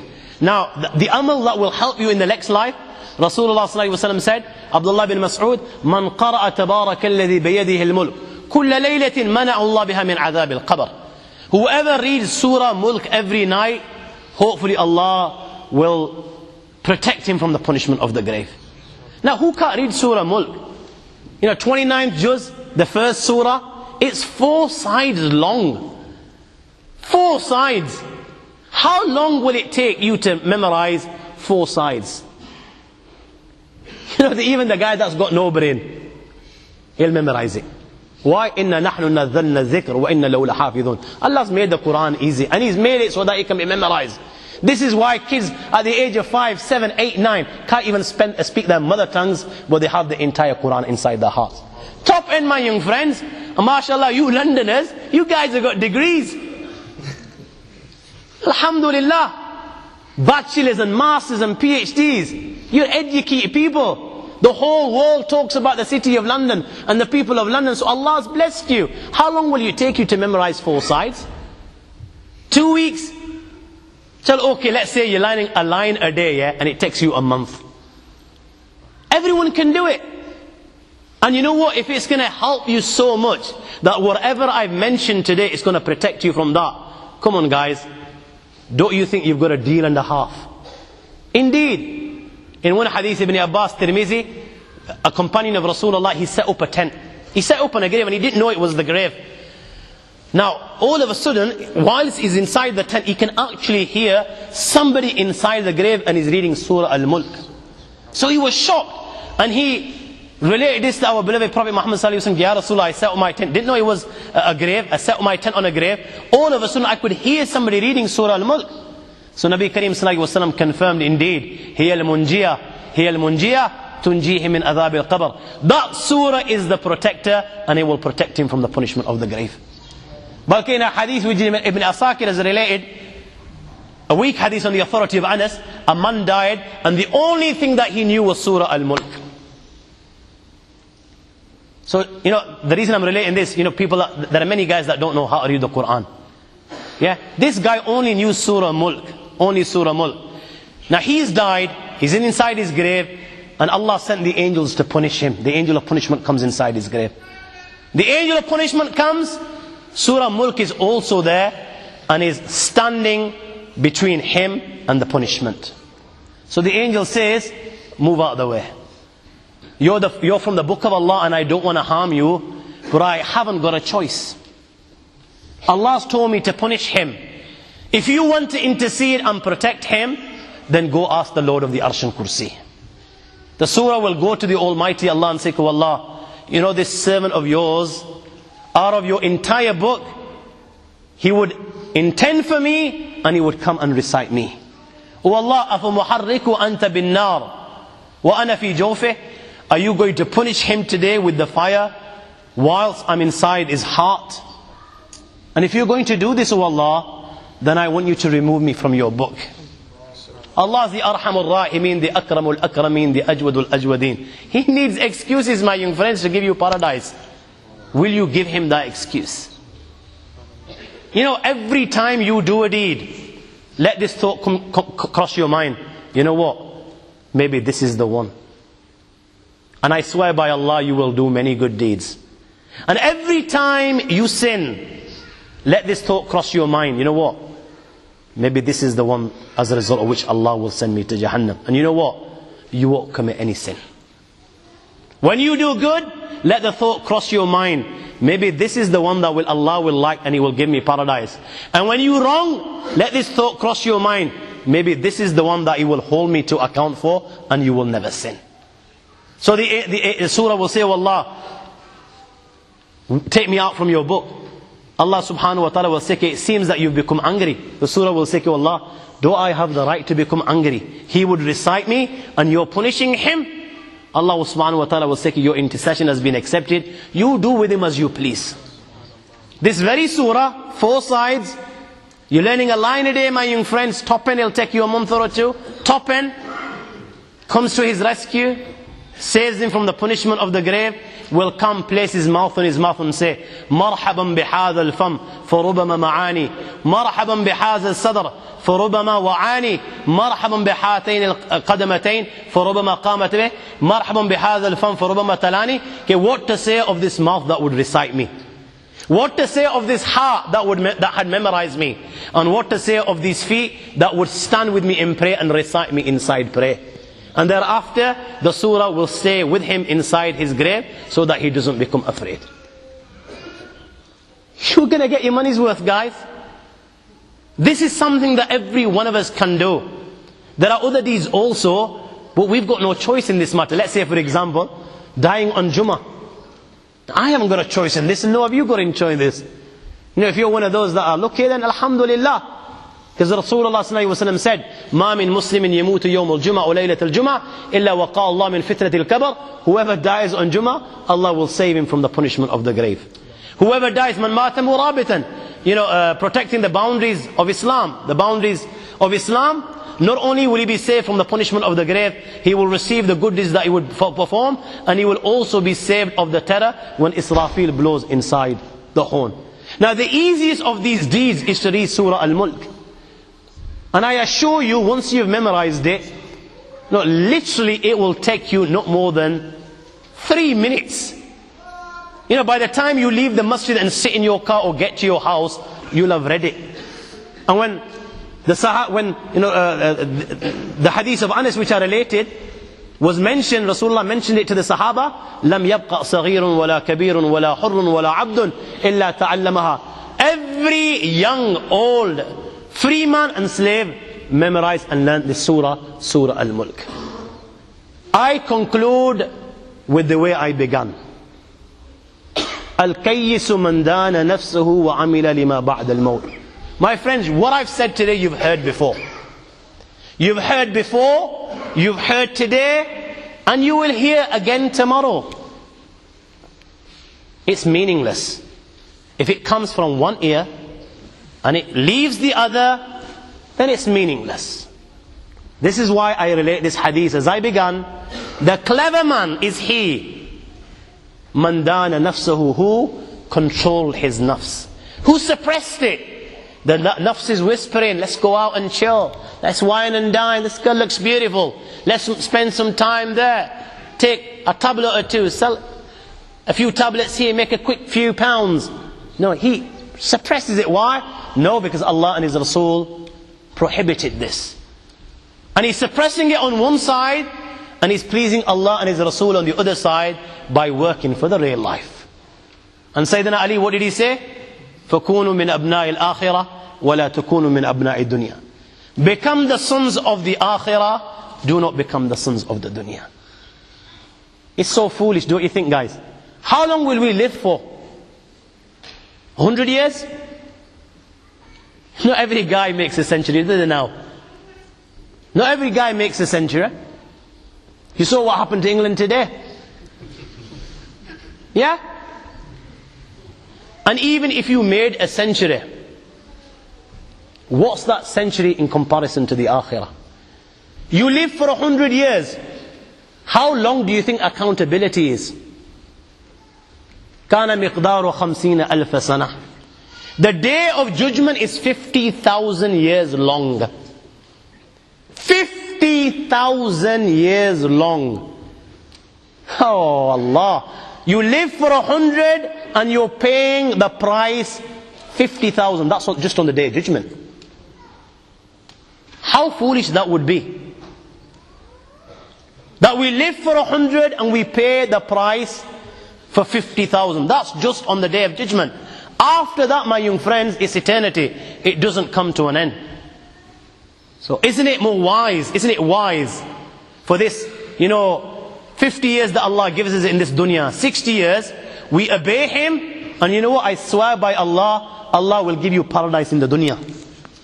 If you obey Him, this heart of yours will always be up there, it will be in 7th heaven. You will feel good. You won't be stressed out, you won't have 1 million and then commit suicide at the same time. It just won't happen. This is how good you will feel within.